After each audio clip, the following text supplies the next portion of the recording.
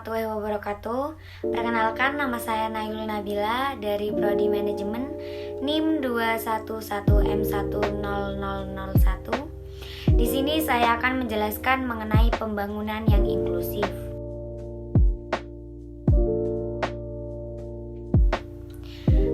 Visi pembangunan inklusif yaitu semua difabel harus memiliki keterlibatan yang sama dengan yang lain, sama berdayanya dengan orang lain, dan juga menikmati hak yang sama dengan semua kalangan.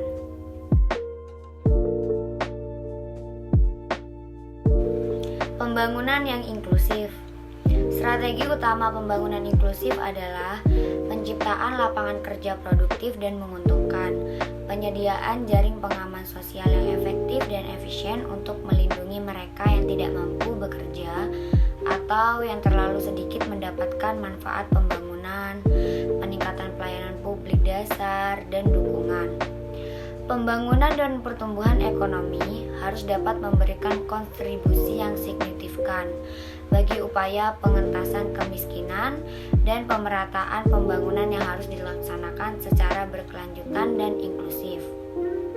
Namun, permasalahannya adalah pembangunan saat ini masih berbentuk model pembangunan yang eksklusif, pembangunan yang hanya menjadikan aspek pertumbuhan ekonomi sebagai satu-satunya tujuan pencapaian, sehingga terkadang terjadi pertumbuhan ekonomi yang tinggi tanpa pemerataan kesejahteraan yang disertai dengan tingginya angka pengangguran yang semakin melebar, serta daya dukung lingkungan yang terus-menerus terdegradasi sebagai akibat proses pembangunan. Banyak kelompok yang terpinggirkan dari pembangunan karena jenis kelamin, etnis, usia, orientasi seksual, kecacatan atau kemiskinan. Ketidaksetaraan pembangunan jelas menjadi efek dari model pembangunan eksklusif tersebut. Aset terbesar akan selalu hanya dimiliki oleh sebagian kecil orang.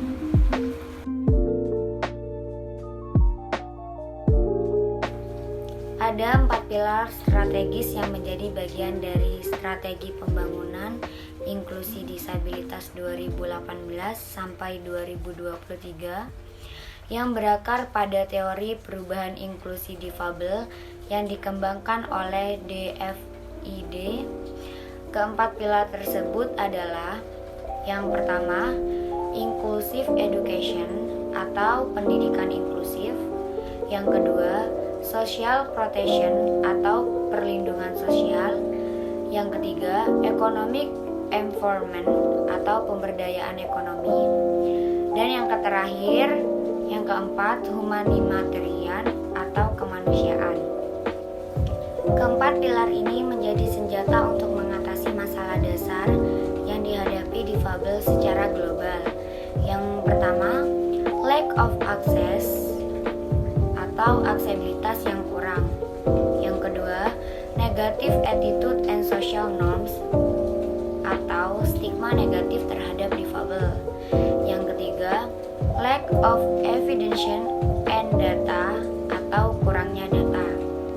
Yang keempat, lack of political will atau kurangnya kemauan politik.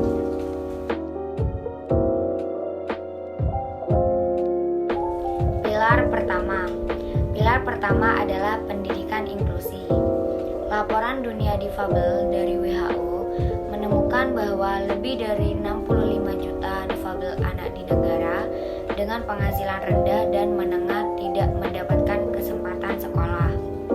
Selain itu, hanya 33% perempuan difabel dan 46% lelaki difabel yang menyelesaikan pendidikan dasar mereka, dibandingkan dengan 42% perempuan dan 56% lelaki yang tidak difabel.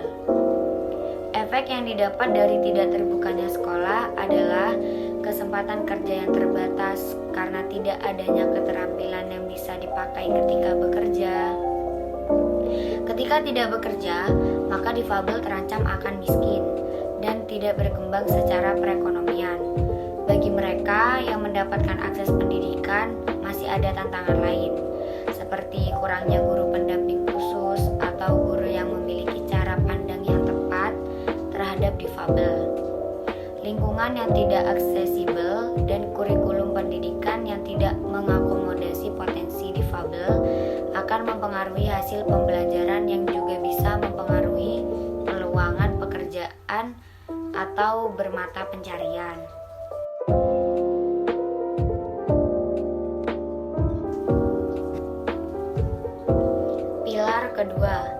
Pilar kedua adalah proteksi sosial.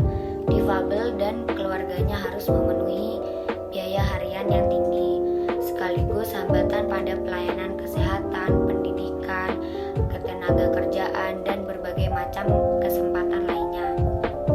Di tengah belum inklusinya kesempatan kerja bagi difabel, perlindungan sosial akan semakin mengurangi kemiskinan, memberikan difabel lebih banyak kesempatan dan kendali akan kehidupannya, dan mendukung difabel dalam menghadapi perubahan yang ada di hidupnya.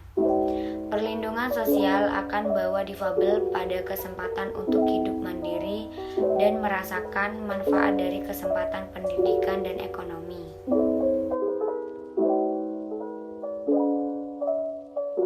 Pilar ketiga, pemberdayaan masyarakat menjadi pilar selanjutnya. Sebagian besar difabel usia produktif tidak bekerja. Jikapun bekerja, mereka memperoleh gaji yang lebih rendah dari gaji pekerja yang tidak difabel. Ada banyak langkah pemberdayaan masyarakat terhadap difabel dengan berbagai macam diskriminasi yang mereka alami.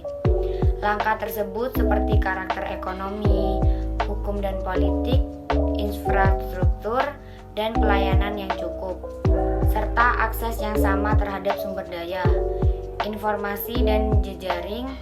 Semua itu bisa menjamin akses terhadap pekerjaan yang layak.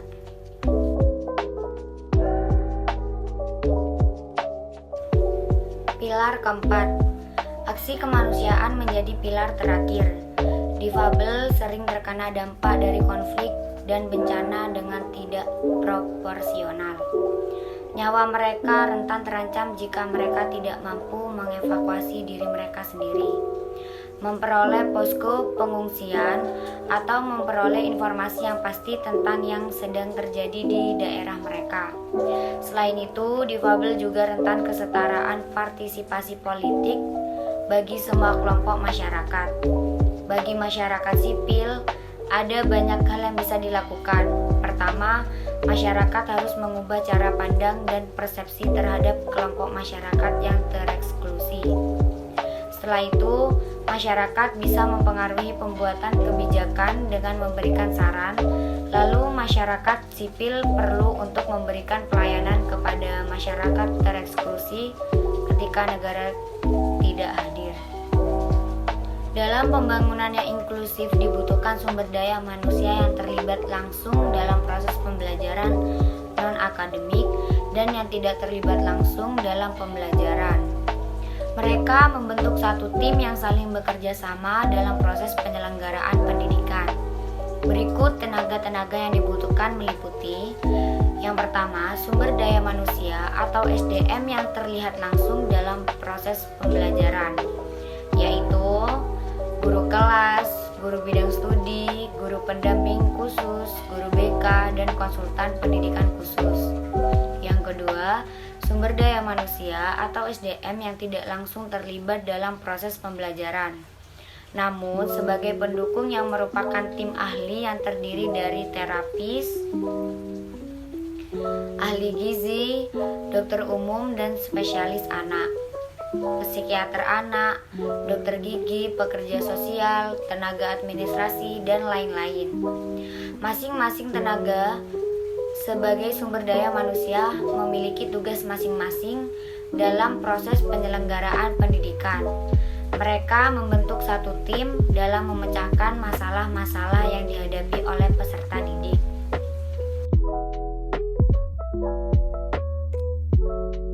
Kesimpulan, pembangunan inklusif akan berdampak positif, yaitu mengurangi tingkat kemiskinan dan hanya bisa terwujud jika semua pihak berkontribusi untuk menciptakan peluang yang setara. berbagi manfaat pembangunan, dan memberikan ruang partisipasi seluas-luasnya dalam pengambilan keputusan, seluruhnya didasarkan pada penghormatan atas nilai dan prinsip-prinsip hak asasi manusia, partisipatif, non-diskriminatif, dan akuntabel.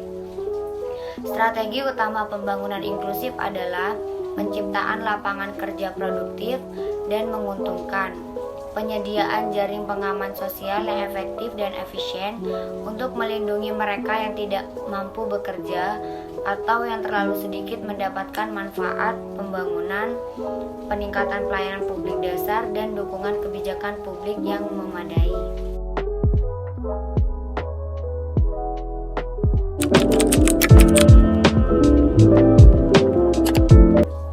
Di sini saya akan menjelaskan mengenai implementasi pembangunan yang inklusif. Lingkungan yang inklusif untuk pembelajaran. Semua anak bangsa, tak terkecuali anak berkebutuhan khusus, memiliki hak yang sama dalam memperoleh pendidikan. Kita sudah mengkaji bahwasanya hanya pendidikanlah yang mampu merubah nasib seseorang menjadi lebih baik dan mengangkat derajatnya ke strata sosial yang lebih tinggi. Pendidikan untuk semua. Di konferensi internasional Pernyataan Salamanca, Kerangka Aksi Dakar, dan Deklarasi Nasional tentang Pendidikan Inklusi yang memberikan jaminan sepenuhnya kepada anak berkebutuhan khusus dalam memperoleh pendidikan yang bermutu dan berpartisipasi aktif dalam kehidupan bermasyarakat, dalam pemahaman bahwa semua anak mampu belajar dan mampu mengembangkan kemampuannya sesuai dengan potensi yang dimilikinya. Apakah itu inklusi? Inklusi yaitu suatu upaya praktis yang dilakukan oleh penyelenggara pendidikan sehingga peserta didik dengan segala latar belakang memiliki kemampuan untuk sukses, atau semua berhak sukses dan tidak ada anak yang diciptakan sebagai orang yang gagal. Istilah inklusif yaitu mengikut sertakan anak berkelainan di kelas reguler bersama dengan anak-anak lainnya, atau bukan hanya disabilitas tapi juga anak cerdas istimewa. Inklusif sebagai guru bertanggung jawab mengupayakan bantuan dalam menjaring dan memberikan layanan pendidikan pada semua anak pada otoritas sekolah, masyarakat, keluarga, lembaga pendidikan, layanan kesehatan, dan pemimpin masyarakat, dan lain-lain.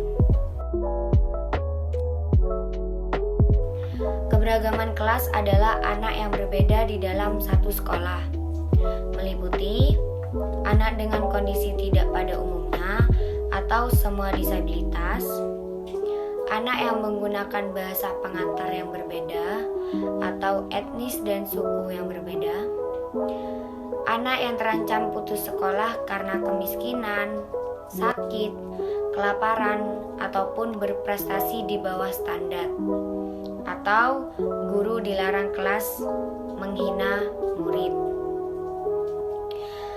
Anak yang memiliki agama dan kasta yang berbeda, anak yang hamil ataupun anak yang terkena penyakit kelamin atau HIV, anak yang berusia sekolah tapi tidak sekolah. Lingkungan kelas yang inklusif yang ramah pembelajaran. Yang pertama, suatu lingkungan yang akrab terhadap pembelajaran anak dapat belajar agar ia dapat mengambil manfaat dari diri sendiri, memiliki konsep positif karena kebutuhannya diperhatikan, dan dari situlah anak dapat belajar dari orang lain. Yang kedua, lingkungan belajar yang ramah juga membuat seorang guru diberdayakan untuk belajar dan dapat mengadaptasi metode pembelajaran yang baru. Orang tua dan masyarakat didorong untuk aktif berpartisipasi dalam membantu anaknya belajar. Yang ketiga, lingkungan belajar ini bisa berupa sekolah formal dari tingkat playgroup sampai perguruan tinggi, pusat kebudayaan, dan kelompok sosial. Yang keempat, kelas mengacu pada tempat aktual di mana anak bersama-sama belajar dengan bantuan guru. Yang kelima, kelas formal. Di sini disebut sekolah, sedang informal penyelenggaraan pendidikan untuk anak-anak dari para guru yang dilaksanakan di bawah pohon. Kelas di pusat remaja untuk anak-anak jalanan atau belajar di rumah yang bersifat temporer atau permanen. Belajar untuk kehidupan. Belajar kehidupan adalah anak belajar dari bagaimana anak belajar dari pengalaman yang terjadi dalam kehidupannya dengan keluarganya, atau dari hal yang sederhana hingga kompleks.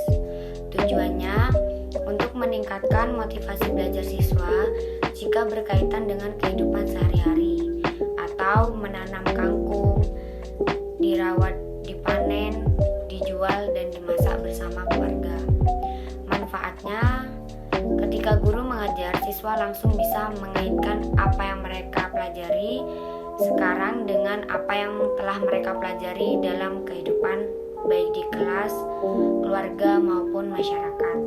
Mungkin itu saja yang bisa saya sampaikan.